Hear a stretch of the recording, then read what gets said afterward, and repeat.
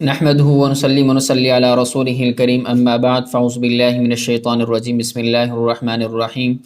آج ایک بار پھر تفسیر کے لیکچر میں آپ سے ملاقات ہو رہی ہے۔ امید ہے کہ آپ صحت و سلامتی کے ساتھ ایمان کی بہترین حالت پر ہوں گے۔ آپ نے اگر ابھی تک ہمارے چینل کو سبسکرائب نہیں کیا تو چینل کو سبسکرائب کر دیں، ویڈیو کو لائک کر کے کمنٹ کر دیں، کیونکہ اس میں چینل کے پروموٹ ہونے میں ہیلپ فل ہوتی ہیں یہ چیزیں۔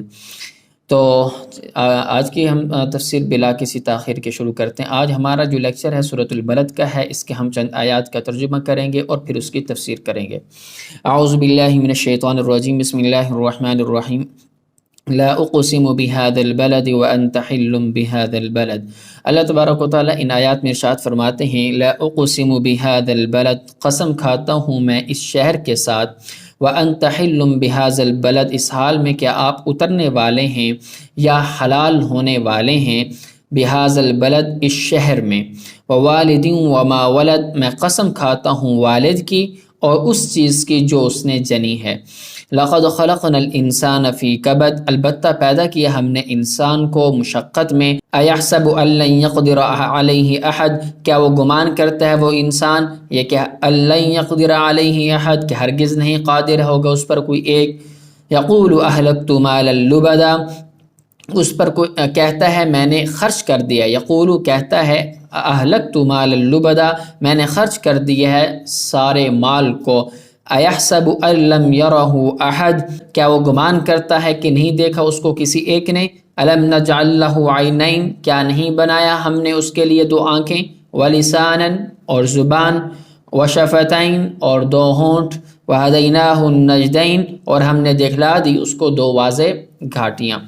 ان آیات کا ترجمہ آپ کے سامنے آ چکا ہے، اب ہم ان کی تفسیر شروع کرتے ہیں۔ گزشتہ صورت میں ان اعمال کا ذکر تھا جن پر سزا اور جزا کا فیصلہ ہونا تھا، ان اعمال کو بیان کیا گیا تھا۔ اس صورت میں بھی مضمون وہی بیان کیا جا رہا ہے، لیکن فرق اتنا ہے کہ اس صورت کے اندر جو الفاظ استعمال کیے جا رہے ہیں وہ زیادہ تر خیر والے اعمال کے الفاظ ہیں، ان کو ذکر کیا گیا۔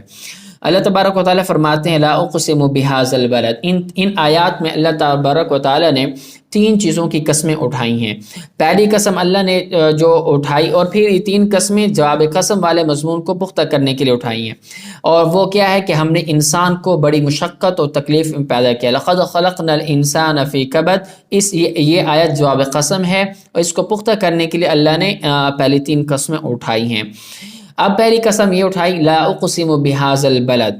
اب اس میں دو احتمال ہیں، ایک تو یہ ہے کہ جو لا ہے نا، لا کے بارے میں دو احتمال ہیں کہ یہ جو لا ہے لا زائدہ ہے، کہ بس عرب محاورے کے اندر کلام میں استعمال ہوتا ہے، یا دوسرا مطلب یہ ہوتا ہے کہ جو مخاطب کے باطل خیالات کو رد کرنے کے لیے استعمال کیا جاتا ہے۔ مطلب یہ ہوتا ہے لا جو آپ کا وہم و گمان ہے، جو آپ کا خیال ہے، جو آپ کی بات ہے، ہرگز ایسی بات نہیں ہے، ویسی بات نہیں ہے، بلکہ بات یہ ہے جو ہم کہہ رہے ہیں کہ اقسم بهذا البلد، کہ آپ کا جو گمان ہے وہ غلط ہے، میں قسم کھاتا ہوں اس شہر کے۔ تو اس طریقے سے کلام شروع کیا جا رہا ہے۔ آگے فرمایا هذا البلد، هذا البلد سے مکہ شہر مراد ہے، اس کی قسم کھا کر اس کی فضیلت اور عظمت بیان کی جا رہی ہے اس شہر مکہ کی۔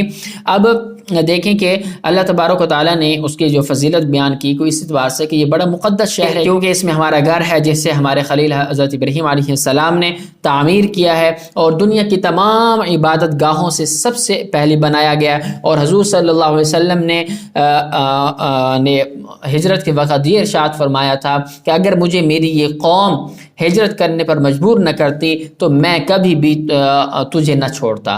تو یہ آپ صلی اللہ علیہ وسلم نے ارشاد فرمایا، اور اس میں بڑی بات تو یہ ہے کہ اس مکہ شہر میں سید الانبیاء حضرت محمد صلی اللہ علیہ وسلم بھی اس میں رہتے ہیں، تو اس وجہ سے بھی اس کی بڑی فضیلت ہے، اس لیے اللہ تبارک و تعالیٰ قسم اٹھا رہے ہیں۔ آگے اللہ تبارک و تعالیٰ نے فرمایا وَأَنْتَ حِلٌّ بِهَذَا الْبَلَدِ، اس لفظ حل میں بھی دو احتمال ہیں، ایک یا تو اس کا معنی ہوتا ہے حلول کا، حلول کا مطلب یہ ہوتا ہے کہ کسی جگہ میں سمانا، رہنا، اترنا، یہ معنی ہوتے ہیں۔ تو اس میں بھی معنی یہی ہوگا، حل کا معنی ہوگا کہ اترنے والے، رہنے والے۔ مقصد یہ ہوگا کہ ہم اس شہر کی قسم کھاتے ہیں کہ جس حال میں کہ آپ بھی اس میں موجود ہیں، اس حال میں قسم کھاتے ہیں۔ شہر مکہ خود بھی مقدس ہے، اور باوجود اس بات کے کہ جب نبی صلی اللہ علیہ وسلم اس میں رہ رہے ہوں تو پھر اس کے عظمت کا اندازہ کیا ہو سکتا ہے، اس کی عظمت اور بڑھ جاتی ہے۔ تو اس لیے فرمایا، یا تو پھر اس کا کا یہ حلال کے معنی میں ہے تو اس کا مطلب یہ ہے کہ پھر اس کے دو مطلب ہیں. ایک مطلب یہ ہے کہ کفار مکہ آپ صلی اللہ علیہ وسلم کو تکلیف دینا، گالم گلوچ کرنا، قتل کرنا، یہ سب اس مکہ میں حلال سمجھ رہے ہیں، باوجود اس بات کے کہ کفار مکہ خود ان کا عقیدہ یہی ہے کہ مکہ میں حرم کے اندر قتل و قتال کرنا، گالم گلوچ دینا، یہ ساری چیزیں حرام ہیں ان کے اعتقاد کے مطابق، لیکن باوجود اس بات کے وہ آپ صلی اللہ علیہ وسلم کو تکلیف دینا، قتل کرنا، یہ چیزیں حلال سمجھ رہے ہیں. ایک مطلب تو یہ ہے. دوسرا اس کا مطلب یہ ہے کہ اے نبی صلی اللہ علیہ وسلم کہ ان قریب ہم یہ شہر آپ کے لیے حلال کر دیں گے. اور ظاہری بات ہے کہ فتح مکہ کے موقع پر جناب نبی صلی اللہ علیہ وسلم نے خود ارشاد فرمایا تھا کہ آج یہ تھوڑی سی ساعت کے لیے یہ شہر میرے اوپر حلال کر دیا گیا، اس کے بعد یہ شہر پھر حرام ہو جائے گا، پھر کسی کے لیے حلال نہیں ہوگا. اور ظاہری بات ہے کہ اس میں پھر چند لوگوں کو اسی ٹائم فوری طور پہ آپ صلی اللہ علیہ وسلم کے لیے حلال کرا دیا گیا کہ آپ نے چند لوگوں کو قتل کرنے کا حکم بھی دیا تھا.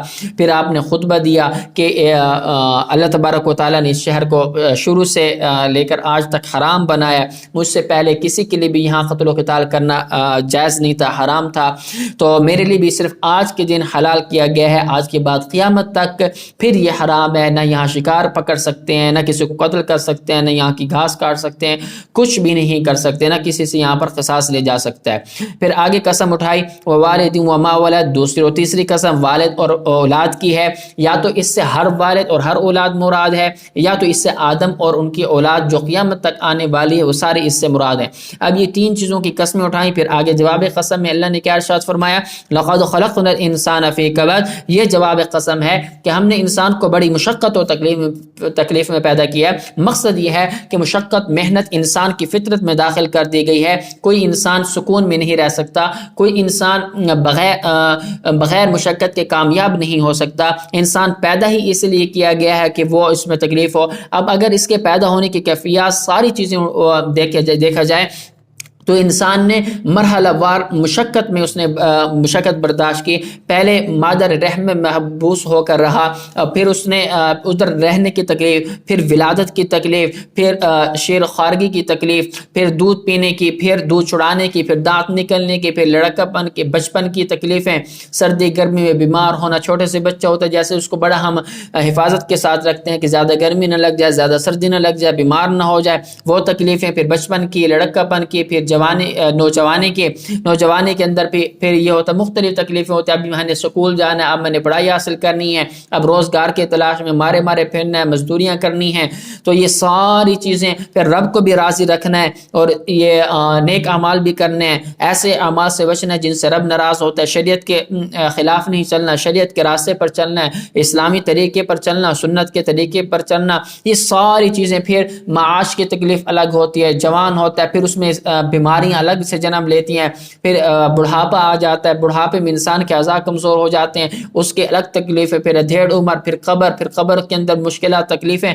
پھر یہ چلتا ہے. یہ تو جب تک کہ وہ ابد الآباد کا جو فیصلہ، جب تک کہ جنت کا فیصلہ نہیں آ جاتا اس وقت تک انسان مشقت میں ہے، محنتوں میں ہے. اس لیے اللہ نے فرمایا لقد خلقنا الانسان فی کبد. پھر یہاں پر یہ سوال ہوتا ہے یہ مشقت تو جانور بھی برداشت کرتے ہیں، ان کے لیے یہاں پر ذکر نہیں کیا، صرف انسانوں کے بارے میں کہا. اس کا جواب یہی ہے کہ چونکہ انسان ادراک اور شعور زیادہ رکھتا ہے اس لیے اس کو مشقت بھی زیادہ سے زیادہ ہوتی ہے. اور دوسرا جواب یہ بھی ہے کہ سب سے بڑی مشقت یہ ہے کہ انسان دوبارہ زندہ ہو کر عمر بھر کے جتنے بھی اعمال ہیں ان کا اس نے حساب دینا ہے. اب ان کا حساب دینا یہ صرف انسان کے ساتھ خاص ہے، ٹھیک ہے، صرف انسان کے خاص، جانور وغیرہ نے حساب نہیں دینا، صرف انسان نے حساب دینا. اور پوری زندگی کا جو اس نے گزارے تھے، اب یہ کتنا بڑا مشکل کام یہی ہے. تو اس قسم اور جواب قسم میں مومنین کو تسلی بھی دی جا رہی ہے کہ جن پر کفار مکہ کا ظلم و ستم کرتے تھے. اور اس بات پر بھی تنبیہ ہے کہ انسان کی یہ خواہش ہے کہ مجھے دنیا میں صرف راحت ہی راحت ملے. ایسا نہیں ہو سکتا، کبھی تکلیف نہ ہو، یہ اس کا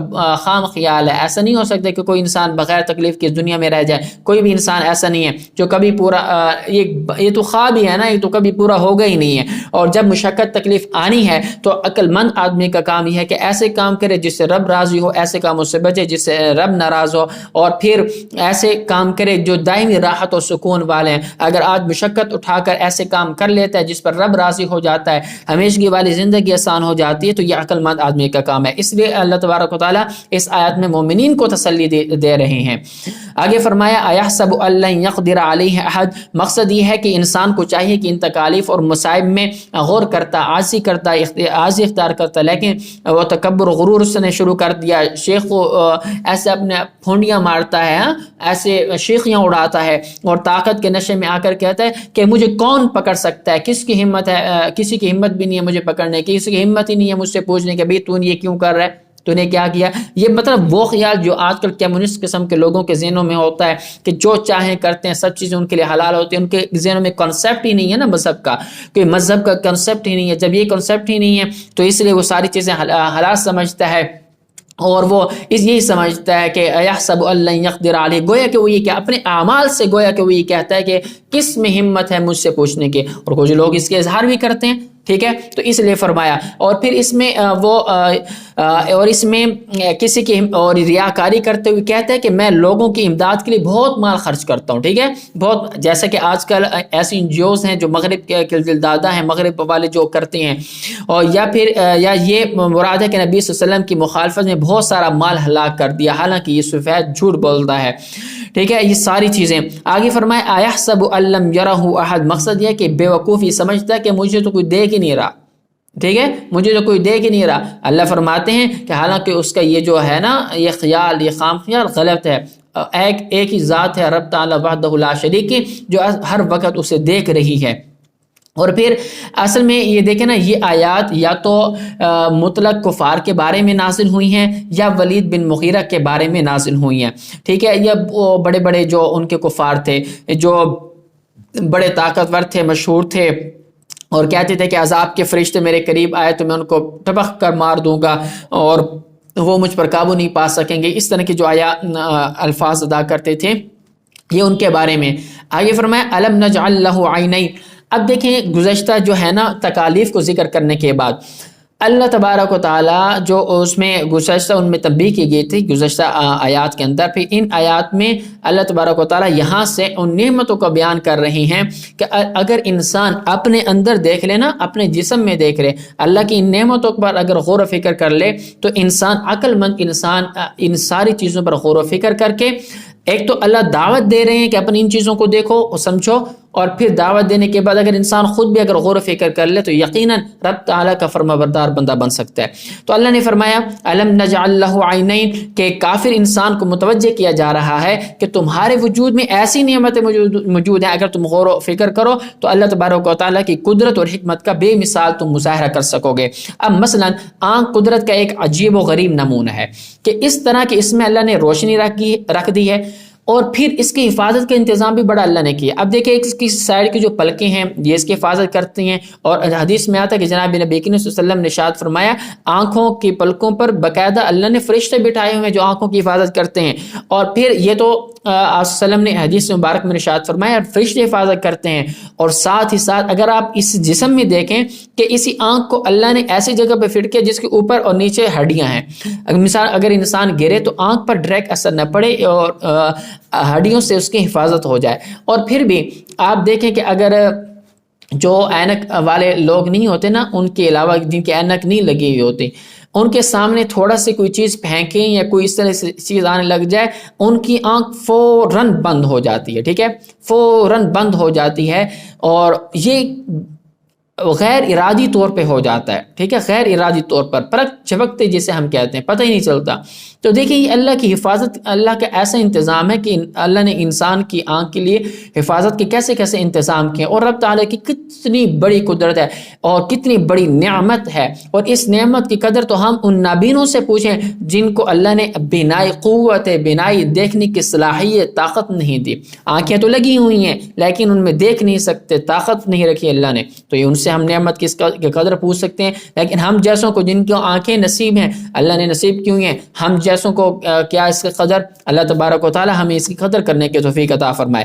اور پھر اسی کے ساتھ ساتھ دیکھیں کہ نازک ترین ہونے کے ساتھ جیسے اللہ نے اس کی حفاظت کی. اور پھر اگلی آیت میں دوسری نعمت بیان کی کہ زبان کی نعمت بیان کی کہ زبان اللہ کی ایک ایسی نعمت ہے کہ دل میں ایک کی بات کا خیال ہے نا کہ بھئی یہ میں نے کرنی ہے، سوچنی ہے، دل و دماغ سے ایسی ہوتے ہوئے بغیر کسی تاخیر کے ٹائم بھی نہیں لگتا، ایک جو بات دماغ میں آئے دل میں فٹافٹ اس کا اظہار زبان سے انسان کر دیتا ہے.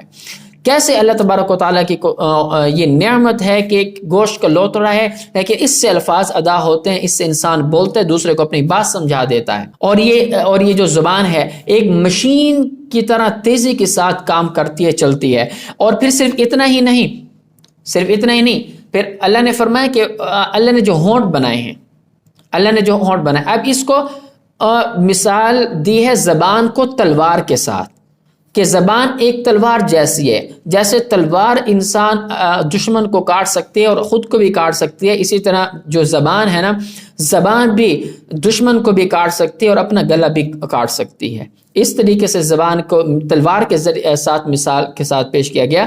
اور ساتھ ہی یہ جو ہونٹ ہے اس کو اللہ نے بطور نیام کے ساتھ تشبیہ دی ہے کہ اب دیکھیے جو ہونٹوں کے اندر اللہ نے زبان رکھی ہے، جیسا کہ تلوار کو نیام کے اندر رکھا جاتا ہے تو زبان کو بھی اللہ نے ہونٹوں کے ساتھ اس کو بند کر دیا، اندر رکھ دی. اس کا مطلب یہی ہے کہ دیکھیں کہ اب ہونٹوں کے بے موقع زبان کا استعمال نہ کریں، بے موقع بات نہ کریں. اب بات کریں تو پہلے تول کے بولیں، پہلے سوچیں کہ ہم کیا بات کرنے جا رہے ہیں، کوئی ایسی بات زبان سے نہ نکل جائے کہ جو اگلے کو تکلیف دے، جو آدمی کے اپنے ایمان کے لیے بربادی کا باعث بن جائے. کسی بھی ایسے طریقے سے زبان کو استعمال مت کریں. تو اسی طریقے سے اللہ نے یہ چیز ایسا انتظام فرمایا. تو اب دیکھیں آگے فرمایا وَهَدَيْنَاهُ النَّجْدَيْنِ، مقصد یہ ہے کہ ہم نے انسان کو آنکھیں عطا کر کے دو واضح راستے دکھلائے، ایک خیر اور ہدایت کا اور دوسرا شر اور گمراہی کا. اگر خیر کا راستہ اختیار کرے گا تو جنت ملے گی، اگر شر کا راستہ اختیار کرے گا تو جہنم ملے گی. اس لیے فرمایا وَهَدَيْنَاهُ النَّجْدَيْنِ. اب یہ انسان کے اپنے اوپر منحصر ہے کہ کس راستے کی طرف جاتا ہے. امید ہے کہ آج کی تفسیر بھی آپ کو سمجھ میں آ چکی ہوگی. اسی کے ساتھ مجھے اجازت دیجیے، نیکسٹ ویڈیو میں آپ سے ایک بار پھر ملاقات ہوگی. بہت شکریہ. السلام علیکم ورحمۃ اللہ وبرکاتہ.